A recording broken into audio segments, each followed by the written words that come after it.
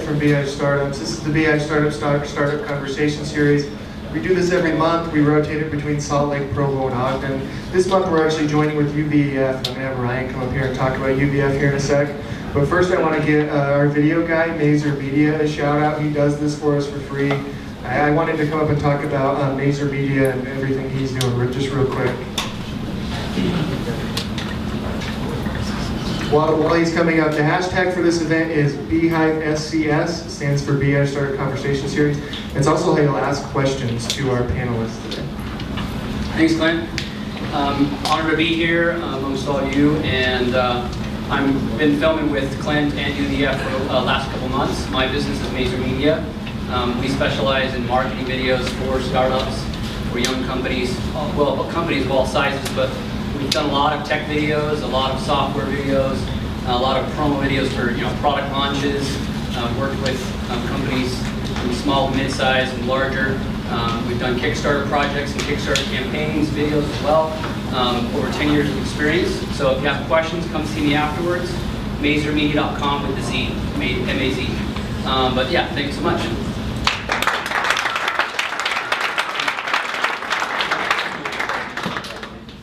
Like I said, this is a joint event with both Beehive Startups and UVEF.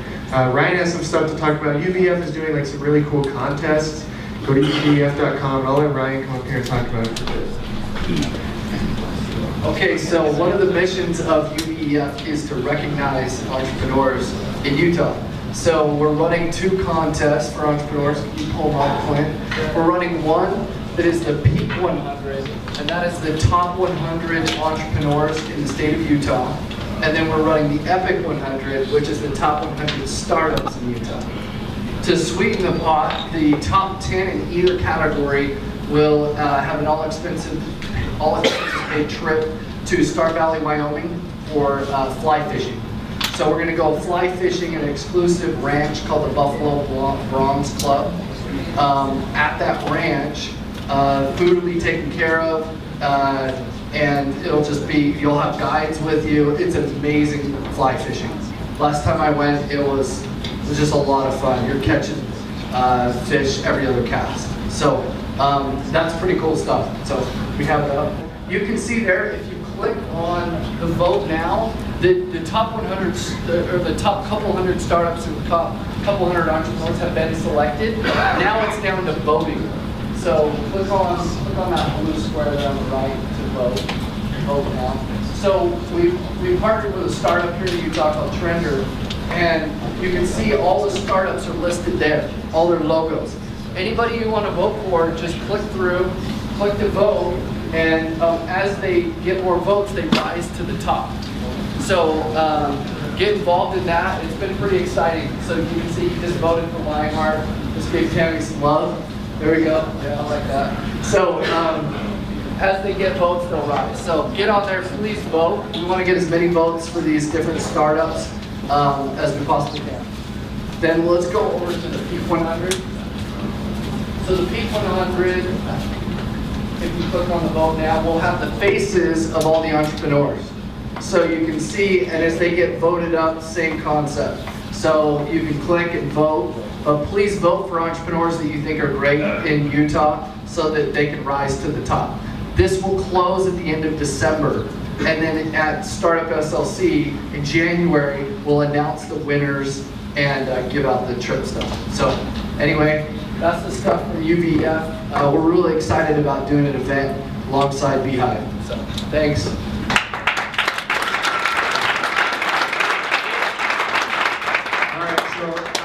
Real quick, Beehive Startups is doing Start SLC.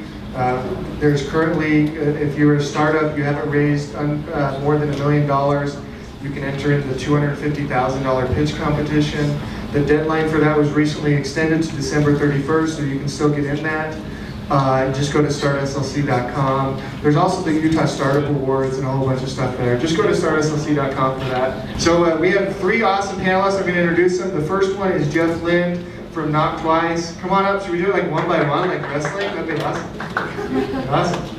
And then we have Kyle Monson, also from Knock Twice. I've been calling him a renowned tech journalist for like the past 3 or 4 weeks, which is awesome. I feel like it's true.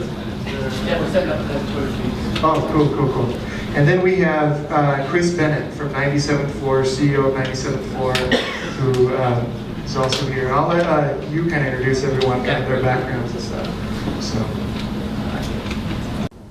Well, hey everybody, thanks for coming out tonight. We're really excited to be here. I know Chris came in from LA and Kyle's come in from New York, so we're pretty excited to have both these guys here. I'm local. As Clint said, I'm from Knock Twice. We have an office in San Francisco, New York, and we just opened one in Salt Lake. Kyle, I'm moderating the panel, even though one of my partners is on it, so I'll let him introduce himself, but let's start with Chris from 97th Floor. Chris, why don't you tell us a little bit about yourself, your background, and about your agency. Yeah, thanks. So I'm Chris Bennett, CEO and founder of 97th Floor, 97thfloor.com. 10 years old, the company. We are headquartered down in Lehigh at Thanksgiving Park and have about 40 employees down there. And we specialize in content strategy, creation, and promotion. Pretty much the full gamut of content and search marketing, social media, all of that. And we have a lot of clients in and outside of Utah. We have another office. I'm down in Orange County right now, working on growing down there, and then another employee in Toronto to open up our international efforts there too. But yeah, in Utah we work with companies like Blend Tech and OC Tanner, Adobe, and cool companies like that. And then outside of Utah, Discover Card, ESPN, X Games, Salesforce, a lot of really cool companies like that as well. So pretty much from the full spectrum of categories too. Awesome. All right. Thanks, Chris. And now, Kyle, why don't you introduce yourself and Knock Twice? I started as a tech journalist a long time ago, working for Newsweek and PC Mag and a few other places like that. I made the jump in 2009 to big agency life, working for JWT in New York City on some pretty big, mostly tech and business accounts, and building up a content practice there. We didn't call it native advertising at the time, but we did a lot of work in native advertising, brand journalism, things like that. And about 4 years ago, we split off and formed Knock Twice. We're a hybrid agency in San Francisco, New York, and Salt Lake City. Half of our business is doing PR and marketing for tech startups. Mostly early round stuff, but it kind of runs the gamut. And then the other half of our business is doing content and editorial marketing for really big brands. We do a lot of work with different departments at Google, a lot of work with Qualcomm, and then we support big agencies with their own content development practices, coming in as consultants and helping them build up real-time content creation and native advertising practices and stuff like that. All right, great. I don't know if I'm on here, so I might just have to talk You're loud. not on. All right. You got that. All right. You have you have mics everywhere. I'm so mic'd, it's ridiculous. All right, so we're gonna have, this conversation is gonna be, obviously we want you to be involved with it as much as you can. I'm gonna moderate it, but like Clint said, hashtag BeehiveSCS, that's gonna be how we're gonna look for your questions. Kyle's gonna keep an eye on it, Chris might. We'll try and dip into that and grab things from the crowd. We'll also have a Q&A at the end that we'll pass a mic around to if you have any questions. So tonight we're gonna really focus specifically on content and content for startups. So keep that in mind as we go, and we'll be off to the races here. So I guess I want to open up with a pretty broad question for both of you guys, and I'll let each of you answer it. But what is content? It's a really buzzy word right now. You seem to hear it everywhere you go. So from two agency guys, what is content? I have the mic first, so Yeah, you want this one? it's everything really. Content is everything. Everything you do, your experience, the experience your customer has with you before they know you, as they're getting to know you, and then after they become a customer or client, all of that needs to be thought out and strategized and congruent to all your channels and and all the different places that your customers are going to come in contact with you. But everything is content, from a billboard to a tweet to an email. Yeah, I agree 100%. I mean, it's any expression of your brand on any channel. It could be tweets, it could be case studies and customer validation. Jeff is our CFO. We treat invoices like content. Invoices are an extension of our brand as we work with other vendors and brands. So yeah, like you said, it's any communication that a brand puts out. So why is it important to a brand? If it can be everything, it seems a little hard to get your arms around. How is content important to a brand, and why do you have to harness it? Well, I think it supports your brand objectives as good as your traditional marketing might, I think. Perception, awareness, intent to purchase, any of those things are going to be affected by an audience's interaction with the brand, and content is going to be one of the main ways that people interact with the brand. Okay, great. Yeah, and everybody's becoming more research focused now, and they're going to the internet to research whether it's a car, a house, dentist. It doesn't matter what it is, and they're going to be reading and absorbing and consuming content in order to make their decisions. So you have to have it and have to be a part of those conversations. When we say content is everything, it doesn't mean you need to do everything to start. You need to find the places that are relevant to your industry and that are working well for maybe your competitors or people like you, and you need to dive into those head first and figure those out first, and then you can worry about some of the other ones. But So I'm a business owner and I've heard a lot about content. You guys say it's everything. If I want to, like right now, use content to help my business grow, where do I start? I think it starts by, it's going to depend on what phase of the business you're in, but I think it really starts by getting your founders in the room, getting the executives in the room, and figuring out what your brand values are. Is there a story that you want to tell? Is there something that you're trying to communicate? What does your brand stand for? And I think the companies that have used content most effectively have had something to pin their content on, right? I think of Salesforce in the early 2000s, where Mark Benioff had a very specific story he wanted to tell, and it was that the cloud is the future. And at the time, there were a few companies saying that. He just said it louder and better and more eloquently than those other companies. Michael, my business partner back there, and I worked on Microsoft in 2009, I think, when Microsoft made the decision to also go into the cloud, which was a bit of a reversal for them from a brand standpoint. And so they really needed a new story. Like, they needed a narrative to explain that switch. And they came out with the, working with our agency, they developed the We're All In messaging and storyline, where, Steve Ballmer gets up in front of a room full of developers and said, okay, it's time for the cloud, we're all in. And it was our job to build stories around that very big corporate pivot, right, towards a whole new brand positioning. But it was content and storytelling that let us do that. Without that, the words kind of ring sort of hollow if you don't have, some kind of support for it. And the way we did that was through engineering blogs. We kind of put the marketers in the background and let the engineers step forward and say why the company was pivoting in this direction, why it's a good move for developers, why it's a good move for enterprise customers. That's an example from the B2B space. Actually, another one that we worked on a couple weeks ago, I don't know if you guys know CoreOS, another very heavy IT company. CoreOS and Docker have been friends for a long time, and CoreOS launched kind of a competing version a couple weeks ago. And again, it was sort of a pivot for the company. They needed a really strong story to do that. And so their CEO took a very, he wrote a blog post that clearly laid out, here is why we're getting into this new space. Here's why we're kind of breaking ranks with a company that's been a friend of ours for a long time. And let the community kind of come to defend them, or to, in some cases the community was saying, that's kind of a douche move, bro. But in other cases, the community was saying, yeah, we agree with your reasoning, and we're going to follow this storyline, and it's not going to break our relationship with the brand the way it could have. That's kind of a long-winded answer to a simple question. Chris, what about you? Where would you start with content for, how can, as a small business, can you use content? Well, like tell your story. I like what Kyle said about, you need to have a story and figure that out. If you do have a C-suite or a team, then you guys all need to be on board. And if you don't, if it's just you or, and you're scrapping, then you need to be on board with your story and your message so that it's the same. And if you don't have an audience yet, find places where potential consumers are hanging out, where there is an audience, whether it's other blogs, forums, places like that, and go participate in those conversations. Create content that will work on those places. Reach out to those editors. They're always looking for really good stories, really good stuff, and figure out ways to get in front of their audience that way, and then you can build that back to your brand and use it to to get your brand out there more and things like that, and help build your own audience.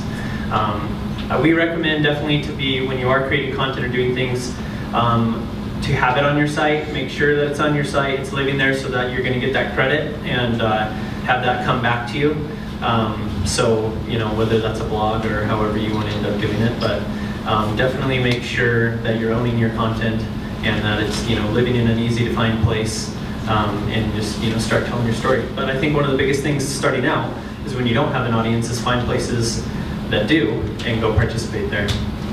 Yeah, and we describe that, I think you probably agree with this, but we say find the X, and the X is, it's sort of a graph. The y-axis is what users are interested in, and the x-axis is what the stories that your brand wants to tell. And sometimes those aren't going to align, right? Like sometimes our clients want to tell things that have no relevance at all to our audience. They only want to talk about themselves or some new feature release that's not that important or something like that. And then, we're trying to find the intersection point of what the audience cares about and what the brand cares about. And what are the shared interests? What are the shared values? What are the things that are going to ring true to the audience? And how do we build stories around that? And figure out the themes like that too. Figure out the types of content that your potential consumers like. You don't want to always be talking about just your product and why you're better than everyone else, or things like that. You want to be engaging them in whether it's helpful tips or things that are related to what they care about, what they're interested in. And make sure you're doing that. So do a lot of research and do a lot of, really getting a good list of the themes and all the related topics to your space, and really master those in your content creation.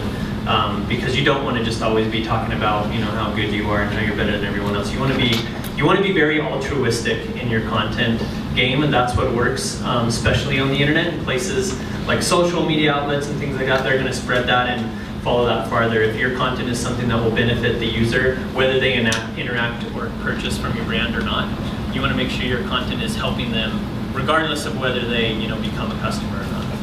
That's going to really end up coming back to help you in the long run. And then also figuring out the different channels that are your customers are hanging out in, and develop content for that. If it's Instagram, it's going to be more visual, right? If it's Pinterest, it's going to be more DIY. And things like that. You need to create different types of content for the different channels you want to participate in too. Okay, so you guys are both agency guys. I'm a small business, I have limited funds. At what point do I decide to hire an agency? It's going to depend on what your business objectives are and how big your budget is, really. Budget is a really big deciding factor in that question of when it's time to bring an agency in. I think there are some things that agencies can help you with right off the bat. Media outreach is one of them. I think you're probably going to want to have an agency for media outreach because you want a team of people that are constantly reaching out to national media, for the most part, unless you want to stay local, but reaching out to national media. We have relationships with tier 1 journalists and editors and things like that. We can get you into broadcast in an easier way than hiring an internal comms person to do that alone. But for other stuff, especially for content, and we just said content is everything, but for like classic content like blogging and social media management and things like that, I would probably recommend actually starting with someone in-house.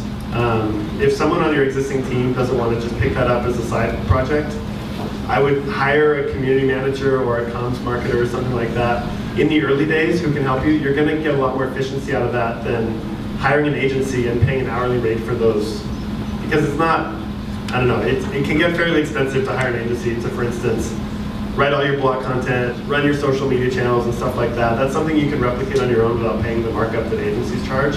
And then at a certain point, it's not worth your time to do that anymore, and you're going to be big enough that you're going to want to bring in some outside expertise, or when it's time to really, boost your followership by a lot on your social channels, for instance, or you really want to establish yourself as a content thought leader, that's when it might be time to bring in an agency to help who has more experience with that kind of work. Yeah, that was a good answer. And that person you would hire in-house, I'd recommend going in-house first too. Can become your contact with the agency, and they'll already know the brand and know what they're doing and things like that. An agency can get you there quicker, than other places.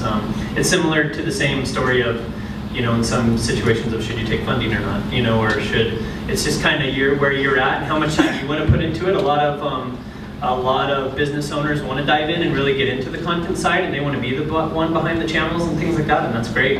And the more time they can put in it, the better, and they'd probably be one that would not use an agency or take a lot longer to do it once they wanted to free up some more of their time. I'd look at it like, you could hire a personal trainer to help you get fit, or you could do it on your own. The do it on your own will probably take a little bit longer while you're learning, testing, figuring things out.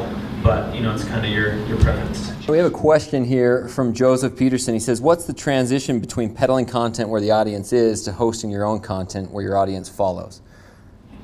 Well, always start having your own content on your site, because you need, you can build a following a lot quicker than you might think, but you want to participate in the other places to get people to come back to your audience. So you can be participating over there, and then you can bring up something you wrote about on your blog, and people can follow it over there. Or you can write a guest, you can write on another blog, be a contributor on a blog that's a big site that has a lot of your authorship, and then that'll mention your brand in your bio, and they go to your site and they want to see content. So it's not like where you want to wait till, all of a sudden there's 1,000 people starting to come to my site, I should start making content. You want it to already be there in the beginning. So you kind of got to do both at the same time, and the participating other places will be what builds the audience at the other one, but you already have something there for them to consume. Yeah, I think we always kind of try and figure that out in the early days of an engagement. I mean, it's funny because our agency doesn't have any really owned media platforms at all. We don't have a corporate blog. If we publish something, we're going to write it and get it on Ad Age or Adweek or someplace like that. And we have some business reasons for that. One of them is that we don't really like to give away all of our secrets on the web where anyone can pick them up.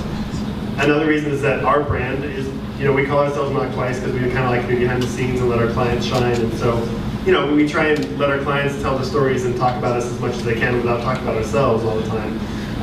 But the other reason is that if we have something really important to say, we kind of want it to end up somewhere else. It's a forcing function for us that if we put the time into writing like an essay or some kind of position piece, now our PR team has to go out and place it because we literally don't have anywhere else to put it. So it's kind of a nice little challenge for our marketing team.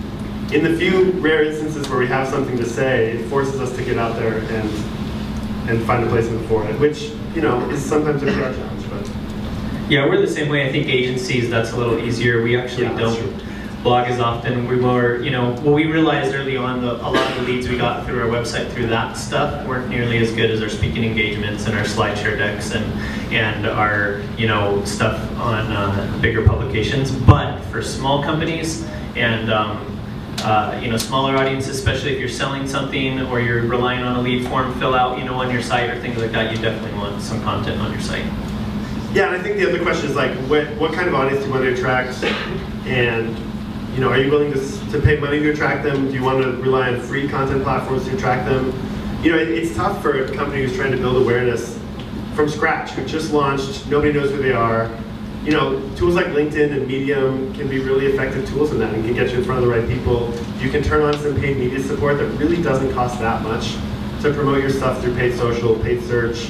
Tools like Outbrain where you're paying a CPC to get in front of as many people as possible who meet certain criteria and are going to be qualified readers instead of just, kind of throwing it out on the web for anybody to see. So I would definitely recommend using those tools to supplement your content efforts. So you see in content, you often see major brands make big fails, and you often see it with small brands too. Recently, for those of you that are cereal fans, you probably saw the Best Buy tweet that said we have everything in store except for a payphone, and which was a very insensitive tweet and really difficult if you know the context of the story. So when you're getting ready to do content, how can you avoid major pitfalls? I kind of hate it when brands worry about that. I don't know, just do it. So there's some brands like with Google. Google's very careful about their brand, but they're also like the world's most valuable brand. There's only one way that we can take Google with our brand work, and that's down. Because they're literally like the most beloved brand in the world.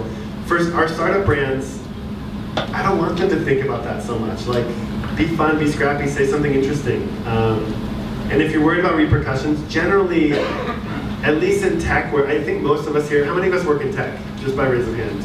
Most of us? That doesn't look like most of us actually. Okay.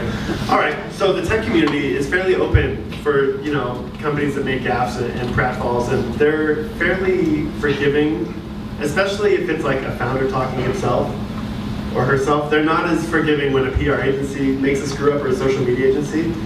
But if it's a founder, someone, or an engineer who just kind of steps in it, generally the audience will get over that, and they'll actually sometimes like that this obviously didn't go through layers of PR and legal approval before it was published.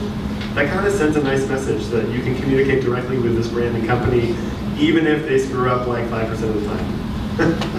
Yeah, I actually agree. I like that you said that because I'm a very much lean on execution first, and because too many people, especially big companies, but even smaller ones too, get caught up. Oh, I don't know what to do. I don't know what I should do, and they don't do anything. And so you want to just get started and do stuff. The other thing is on the internet, everybody's attention span is like 3 seconds. It's as long as till the next tweet is, you know? And so even if you do something like literally the next day, it's over, even if you're a big brand. We had a funny story this last year with ESPN. Their women's brand was, forgive me if you're a big like Indy 500 fan or whatever, because I don't know that much and I wasn't over this part.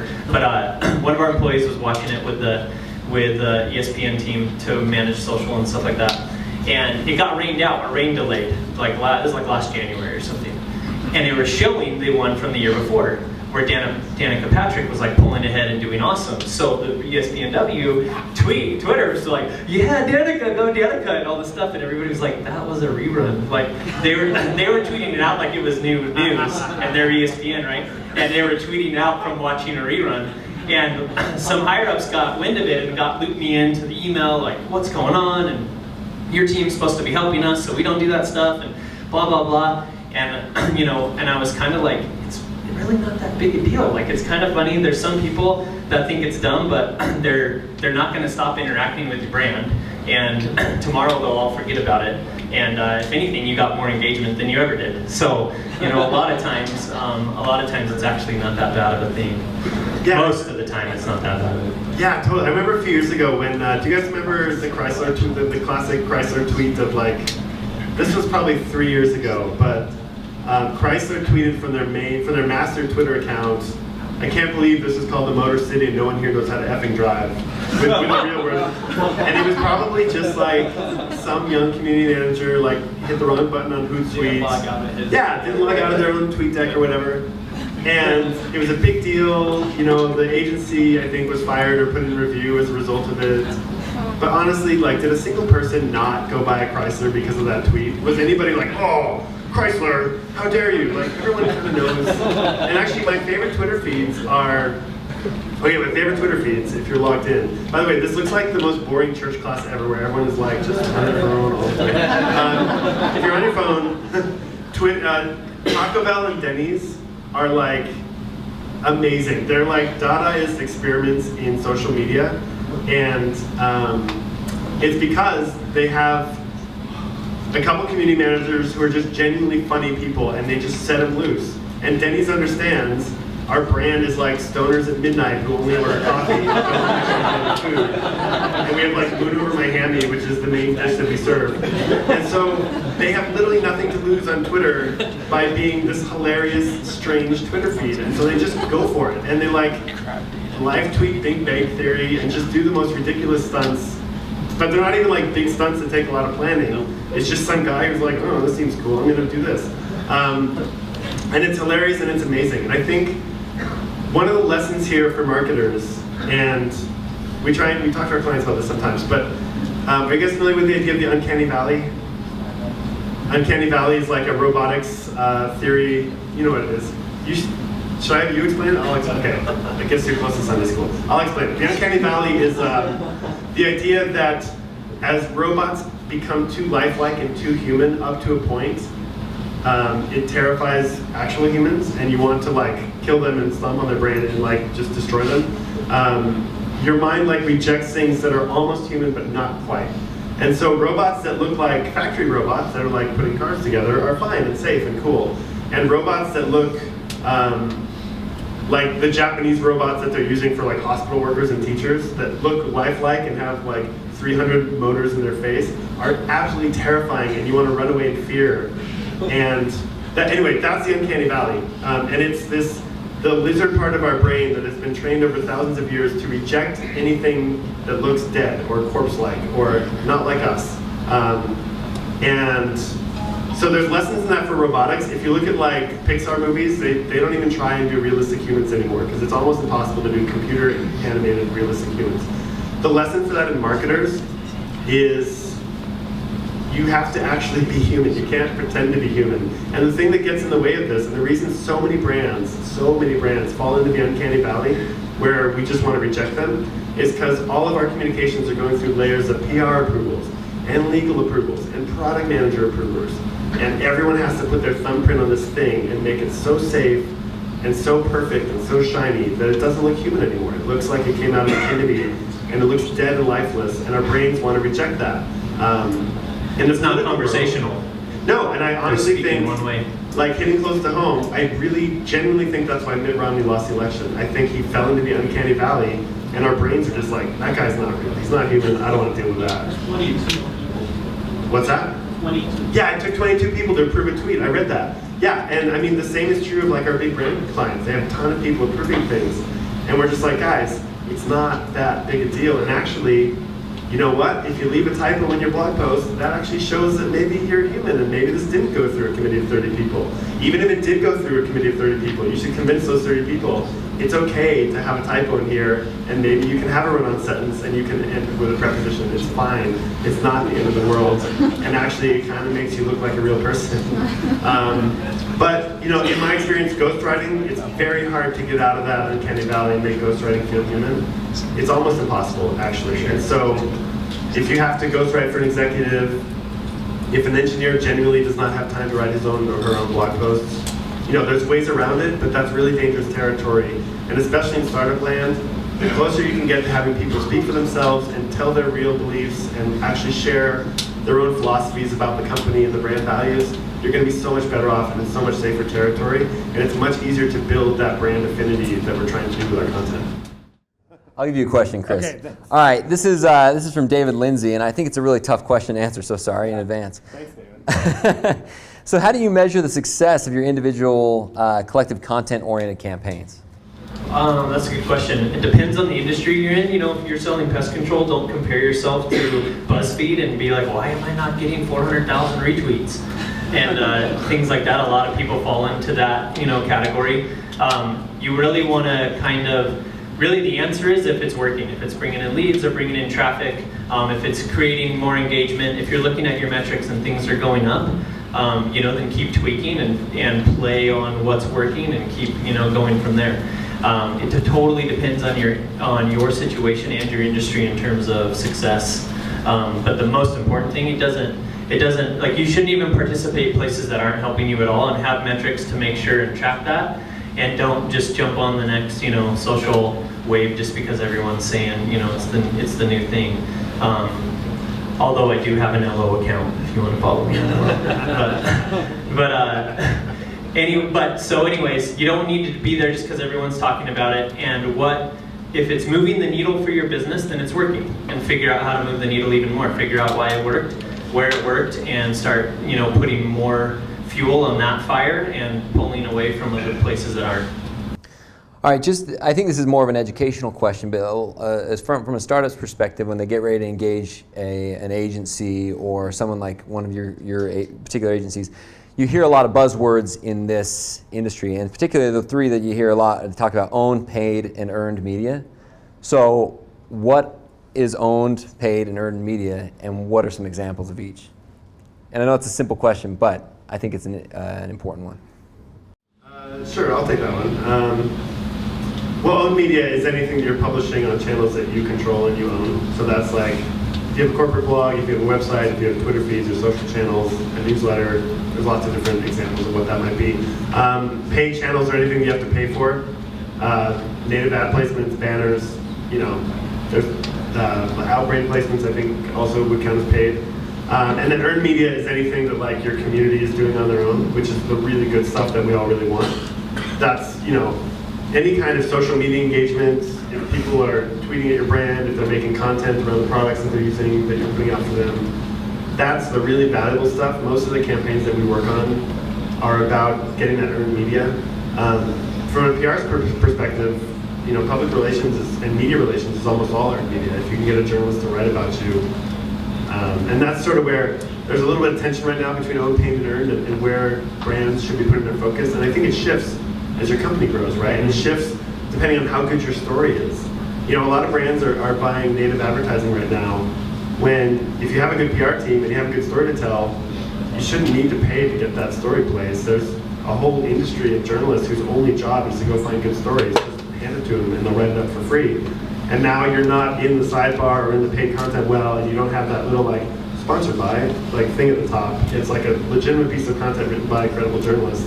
So that's like, anyway, I took that in the direction that I wanted to. We like to use a lot of paid to drive traffic to the organic content we're creating so that that can organically grow too. You know, really cheap, you can get good traffic from stumble upon to a piece, and then all of a sudden it just takes off organically. You might have paid, you know, $500 for a couple thousand visitors, and you end up with 900,000 visitors because it organically grew, things like that. But you want to make sure, from our angle, you want to make sure you have an organic earned strategy, because as your audience grows, that's just going to become an ongoing wheel that a fire that you can keep fueling. And when your audience gets bigger and bigger, you publish something and it just takes off on its own, and you didn't have to pay anything for it. So you definitely always want to make sure you have a good earned media strategy where you're creating your own content. It's living somewhere you want it to live, where you're going to get credit for it, and then use things like paid and things like that to drive traffic to it and help grow it. A really fun kind of media hack is to use paid media to drive to earn. So if you can get a PR placement, if you can get a media placement in a newspaper, a blog, if TechCrunch writes you up, you can actually buy stumble upon or outbrain placements that point to that TechCrunch article. And now in the little line in the ad placement, it says TechCrunch in the bylines section, which is really valuable for those placements. TechCrunch loves it because you're paying for the traffic that's going to their site, which they're making money on. And they'll notice that Yeah. your brand got them a lot of tweets and traffic and shares, so it's going to be easier to get stuff later on. Yeah, and it's a good model because it's CPC, so you're only paying for the actual click-throughs, you're not paying for the impressions. And we've seen CPCs anywhere from like 6 cents to 15 cents, 20 cents, but it can be really cheap. And if you've worked really hard to get a good placement in Fast Company or TechCrunch or something like that, it's totally worth it to pay money to make sure lots and lots of people are seeing that placement and associating it with your brand. Yeah, we do that a lot. When we write on another platform, we do a lot of paid media to that to really drive it up and strengthen it, so that those journalists and the people on the other end are like, wow, that was really well received, that worked really well, and these are people we want to work with more often. Okay, we have a question from Hamlet. Is it better to have personalities represent your brand on social media like Scott Monty did at Ford, or not?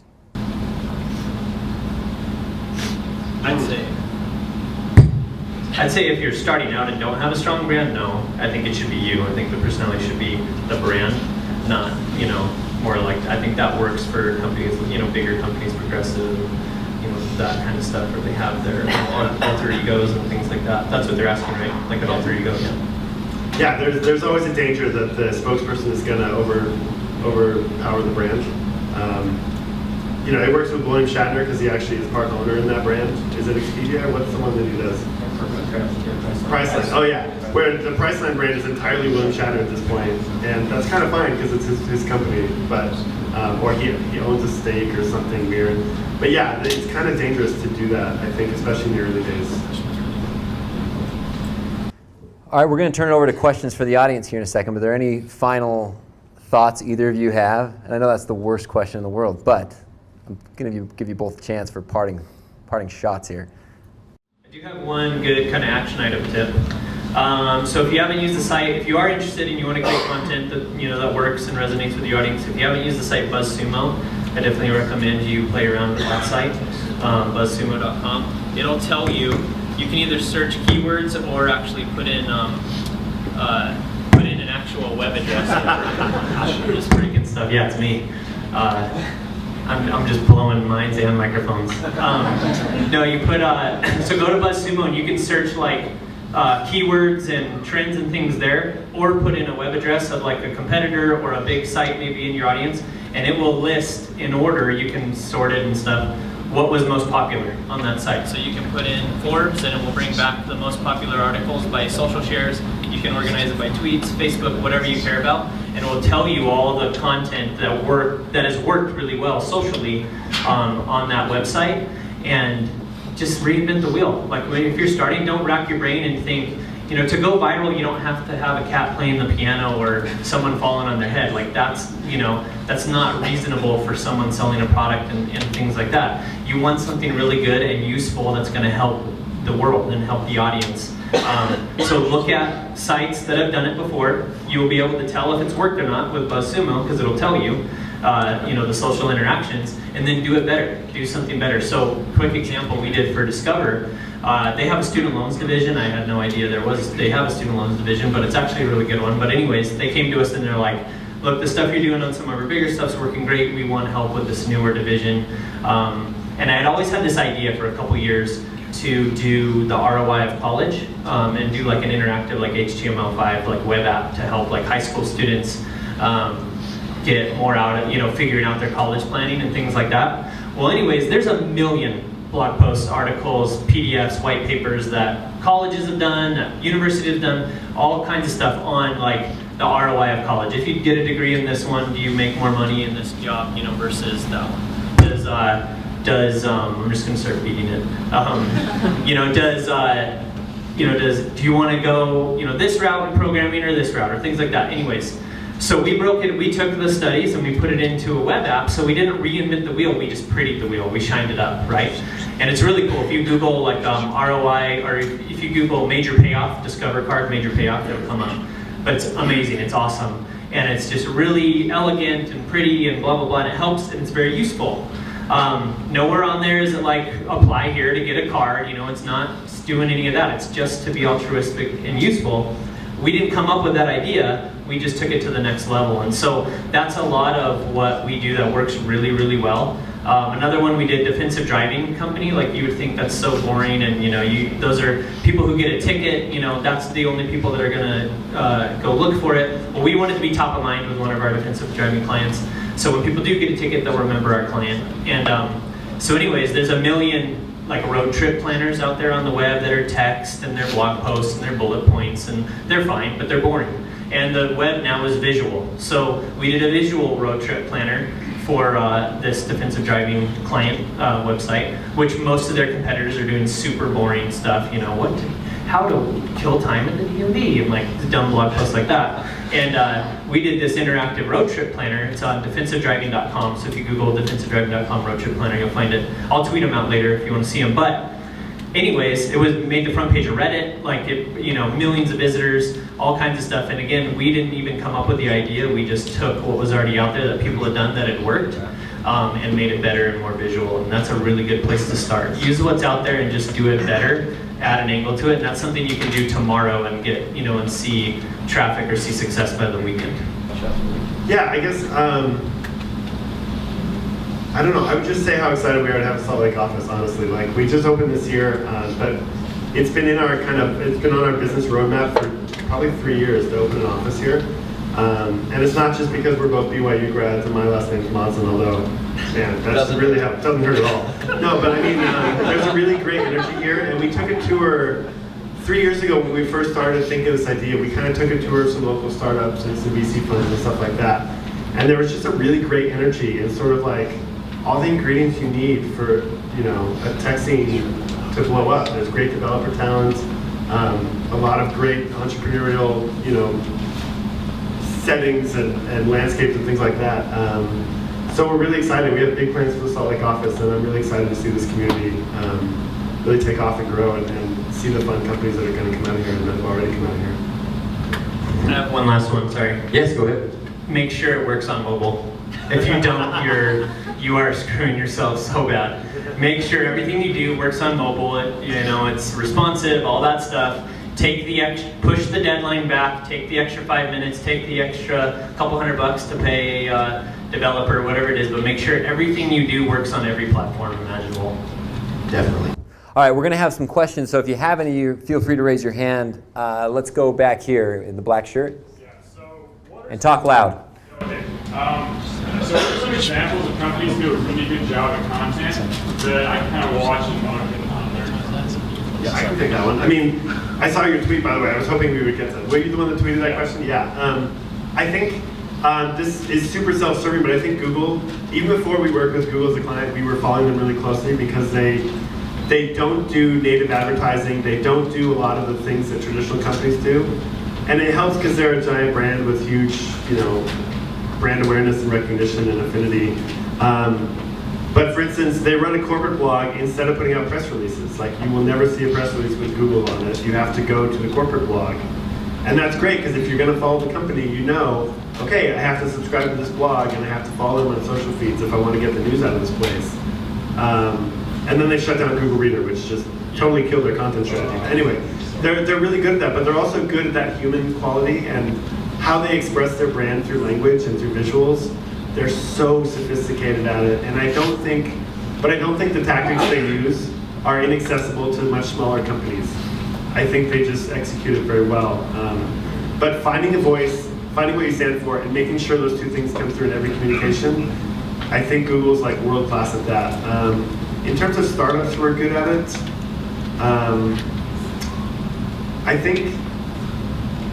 there's all the sort of Match.com has a great blog. OkCupid. OkCupid, that's the one, yeah. Kill it. OkCupid's great. This probably isn't the right crowd for it, but Pornhub actually has some of the most sophisticated content marketing I've seen, because it's all around data analysis.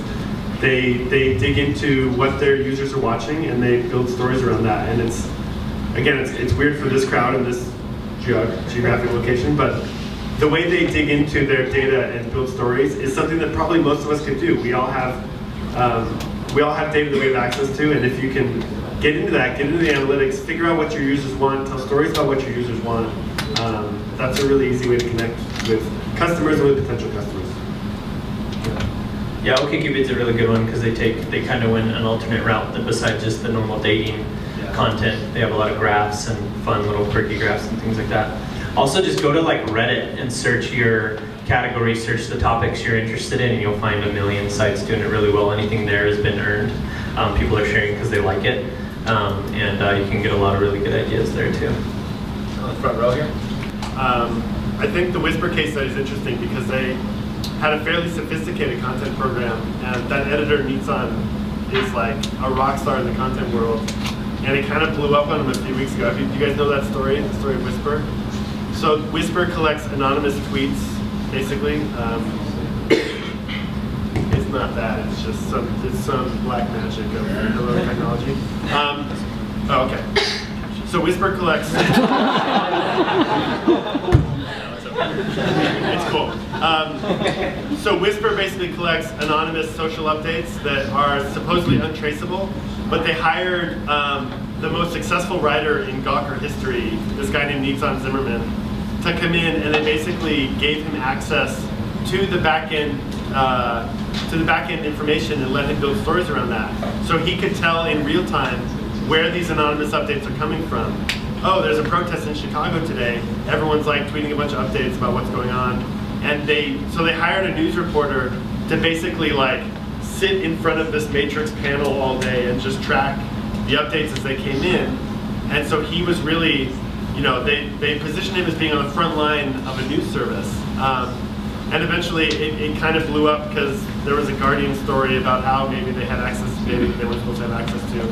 But from a content marketing perspective, it's a really smart idea to use that kind of back-end analytics for, data-driven storytelling and actual news reporting. And I don't see a lot of companies doing that, but I think that'll be a big trend over the next few years. One, if your product sucks, we try not to take you on in the first place. But that's actually true. Yeah. Because it's just going to come back to bite us in the butt. But two, we do try to always have a backup plan with everything we do, so that it's like maybe it doesn't go, and maybe our plan is we want it to go really viral and really take off, and it doesn't, but we still had some journalists set up who are going to write about it and reach out about it that we have relationships with. We always have some kind of backup plan so that the content works on some level for the client. No matter what, it's going to come out a beneficial thing, a positive ROI. But there's definitely times where the story doesn't take off the way you want it to. But like I said, we'll always try to have something in place to where it'll always work. And I think paid media is a super important component of that, because without paid media, we try and set expectations with our clients. But if you're building an editorial campaign, if you're not putting paid media against it, you should plan to spend at least I don't want to say spend at least 6 to 8 months, a year, but realistically, that's typically what it takes to build a real audience where you actually start to see ROI for the stuff that you're doing, just because it takes time for people to find what you're making and to build those kind of reshare and subscriber networks that you need. Paid media can sidestep a lot of that stuff, and so if you're not getting the results that you want out of your content, that's a nice way to, you know, get a quick boost, get a little shot in the arm for it. Also, like he was saying with KSL and CNN, you go to any big site you want to get on, Lifehacker, Wired, any of those, they all pick up stuff from smaller sites, and they do it often. Like you can spend a half an hour, 45 minutes on Lifehacker and find like the 4 sites they get most of their stories from, and you go get on that site, and then you're on Lifehacker. So like we'll do a lot of that to make sure we have contingency plans that way too. And then, you know, as an agency, you have relationships, and you use those as your contingency plan, you know, too. So you kind of talked a little bit about the paid and like seeding a campaign, but like walk us through the steps. So like, what kind of budget? Are you always leveraging existing relationships, or are you reaching out to get new ones? I need to know your 90-day, 6-month, and 1-year business objectives. Okay. And then, so tell me, and then I'll tell you. No, it totally depends on your budget, what your timelines are, like what are your business objectives? Are you trying to drive awareness, or are you trying to get conversion? Because the content program we build for you, if you're trying to actually generate sales from your content, is going to be a lot different than if we're just trying to build brand affinity and brand perceptions.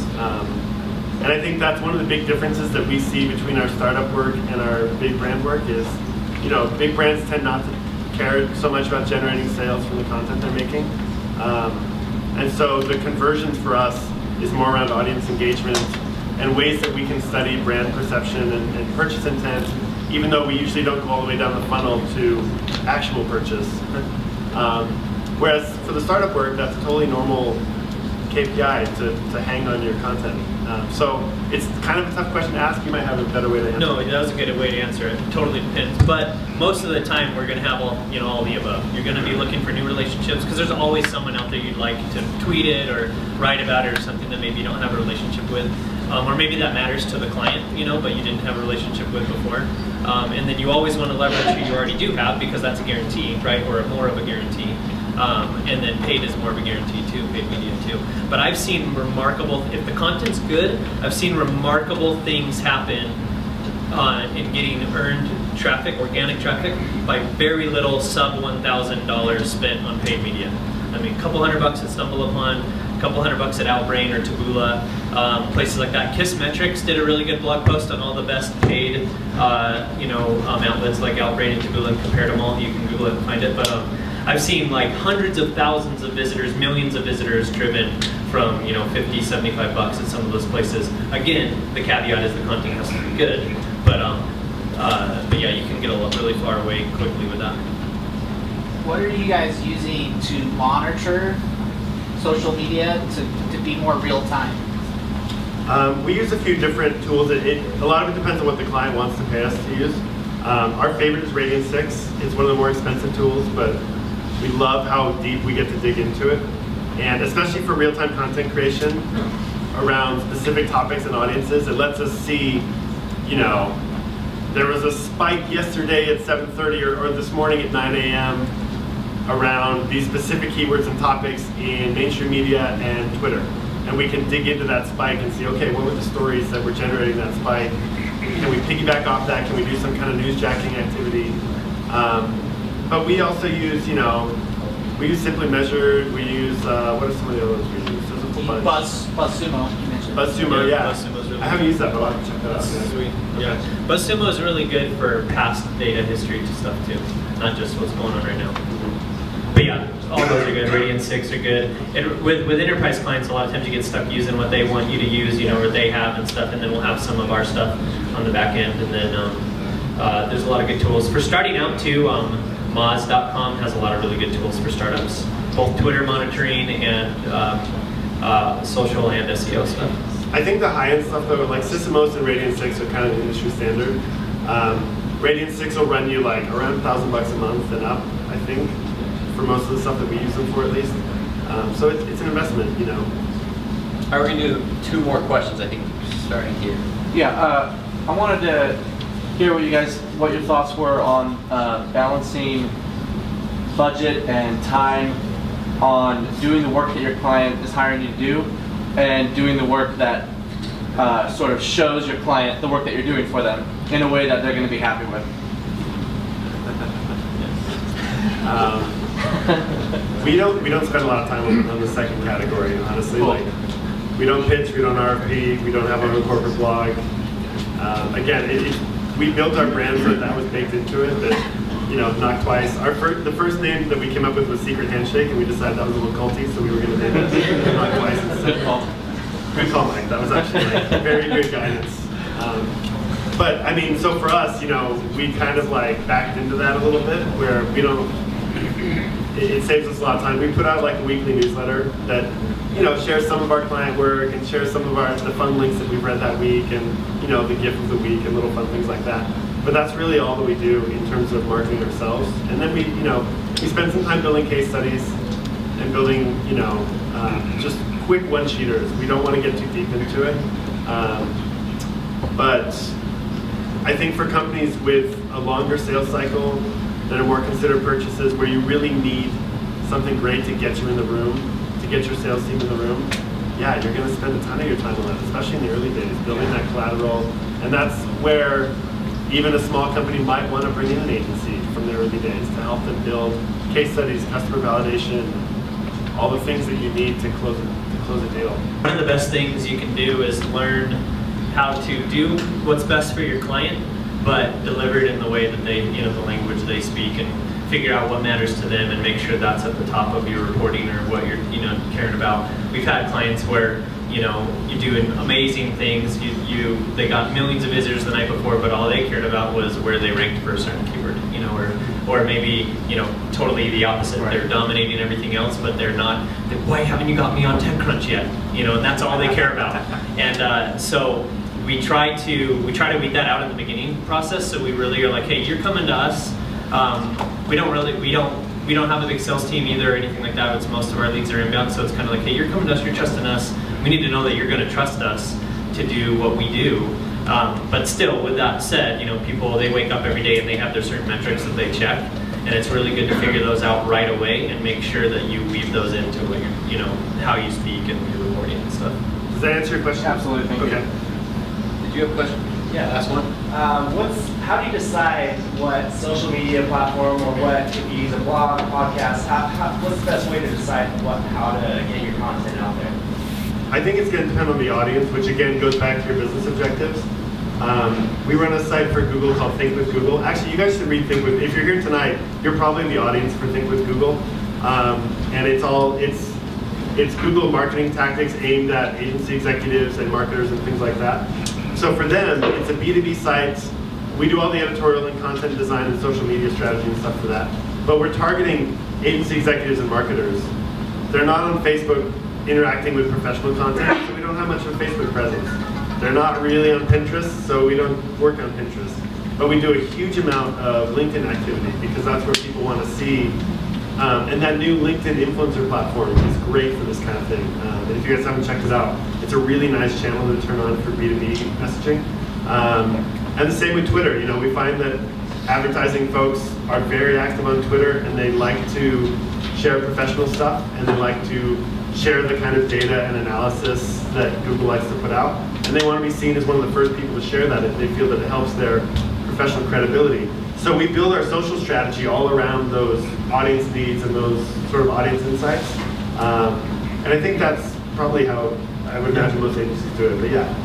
Yeah, figure out where they're hanging out, you know, and there's all kinds of sites that list all the demographics of all the social sites, you know, and tell you about all that stuff. And so once you figure out your demos, go look up that stuff and kind of see where people are, and then just play around and see which ones work, and then hit those hard. The ones that work just become the best of breed there, and really work on that. I mean, similar to what Kyle's saying, it's better to be best of breed at one place than decent at all of them, you know. And that's really how it is in a lot of things in life. You know, it's better to be good at one thing than, you know, okay at a bunch. So you want to do the same thing with your social and stuff, especially to start, and just kind of really just make sure you have metrics to test it out and quantify what you're doing.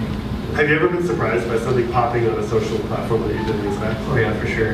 It does happen. So having like the freedom to kind of play around and try different things is important, especially with new platforms. You know, new social platforms are coming out all the time, and you risk very little by being some of the first movers on those platforms. And actually, you know, if you do it right, you know, we were working with Google Plus a few years ago, and for the first like 2 years, any brand that was building a Google Plus presence, Google wanted to see you there. They wanted to help you out. Same with Facebook. Like Facebook has a whole team.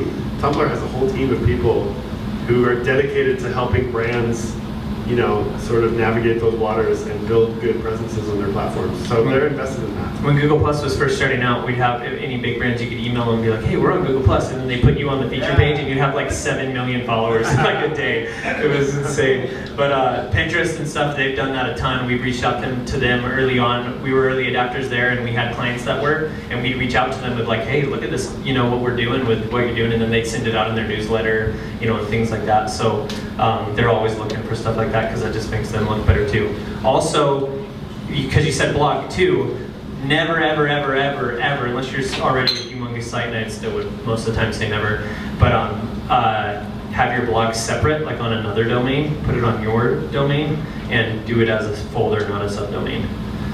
Because then everything you do will all tie back to what you're doing and help you out in the long run that way. You don't want to spread yourself out all over the place. All right, everybody, thanks for participating tonight. Chris, if you want to follow him on Twitter, is at Chris Bennett. I think it's 2 N's and 2 T's, right? At K Monson, at Jeff Lind. And just again, thank you to the sponsors tonight, UVEF, BeehiveStartups, of course, and Holodeck. So thanks, everybody, for coming tonight, and we hope to see you next time.